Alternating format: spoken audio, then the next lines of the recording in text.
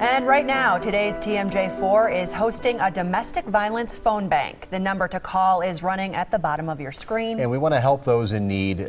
Also point out that abuse knows no age limit. Mike Jacobs is talking with the director of the Milwaukee Women's Center this half hour. Mike? Right. Thanks, Steve and Katie. Latrice Buck-Hogan joining us now. In last half hour, we talked about children being the victims of abuse, but there is an opposite end of the scale as well, and that would be older victims, senior citizens in many cases. Yes, that's true. Correct. 65 years and older, and by state, usually 55 and older for programming purposes. And how significant is that age group? Because you tend to think of spouses in, I guess, young to middle age, and it didn't really occur to me that, yes, it could be elder victims as well, but apparently that's fairly significant. Yes, it's a significant issue, and it's on the rise. There's more data nationally. They even have an abuse institute that is looking up elder abuse and the issues that have to do with it. Usually 1 in 14 of those issues have to do with a domestic partner. 1 in 25 are issues that usually have to do with their children. So they're being abused by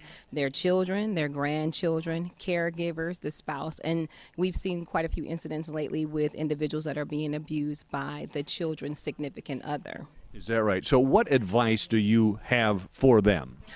We have a lot of services that are out there. We have an elder abuse program at Milwaukee Women's Center, and so we have services that provide case management outreach for victims of elder abuse, and that's through the shelter at our 671-6140 number. My advice is that you be open to the elders, because oftentimes these things are not recognized, because elders will feel like it's their fault, especially if it has to do with their children, generational abuse themes, witnessing from their children, looking at things like isolation, bruises that were not there before, money disappearing from bank accounts.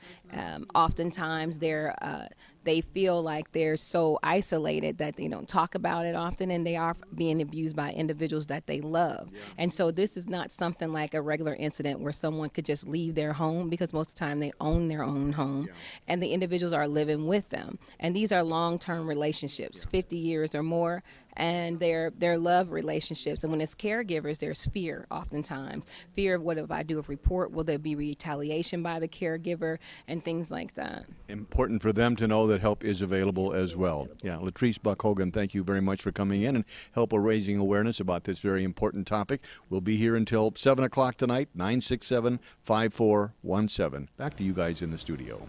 All right, Mike, thanks. And again, that number, as Mike just said, 414-967-5417. All manner of experts working the phones this afternoon. Please give them a call if you feel you or someone you know needs some help.